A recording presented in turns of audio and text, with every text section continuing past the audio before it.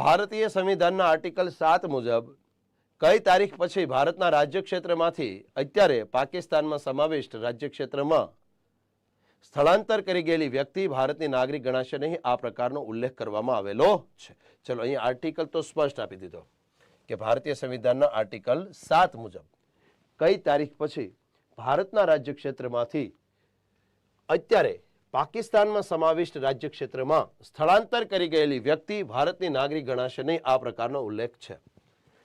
Option A 1 January 1948, option B 1 March 1947, option C 26 January 1950, option D 15મી August 1947. ચલો, તો જે વ્યક્તિ ભારતીય બંધારણનો આર્ટિકલ 7 ભણ્યો હશે એને ખ્યાલ હશે કે આર્ટિકલ નંબર 7માં એક તારીખનો ઉલ્લેખ છે અને એમાં એવું કીધું છે કે આ તારીખ બાદ જો કોઈ વ્યક્તિ ભારતમાંથી પાકિસ્તાનમાં સ્થળાંતર કરીને જતો રહેશે તો આ વ્યક્તિ ભારતનો નાગરિક ગણવામાં આવશે નહીં. તો આ પ્રશ્નનો જવાબ છે મિત્રો 1 માર્ચ 1947.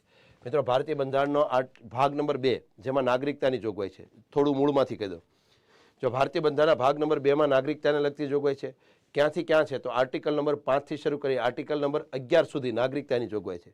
એમાંથી એક આર્ટિકલ છે 7 નંબરનો આર્ટિકલ અને એમાં એવું કીધું છે કે જો કોઈ વ્યક્તિ તારીખ 1 માર્ચ 1947 બાદ પાકિસ્તાનમાં જતો રહેશે.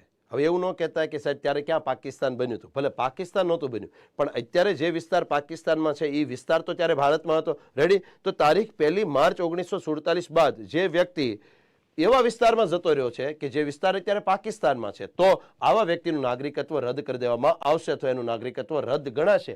આવી જોગવાઈ ભારતીય બંધારણના આર્ટિકલ નંબર 8માં છે. તો અહીંયા જવાબ છે તારીખ 1 માર્ચ 1947 બાદ જે લોકોએ ભારત છોડ્યું છે અથવા એવા વિસ્તારમાં જતા રહ્યા છે કે જે વિસ્તાર અત્યારે પાકિસ્તાનમાં છે તો એવા વ્યક્તિનું નાગરિકત્વ રદ ગણવામાં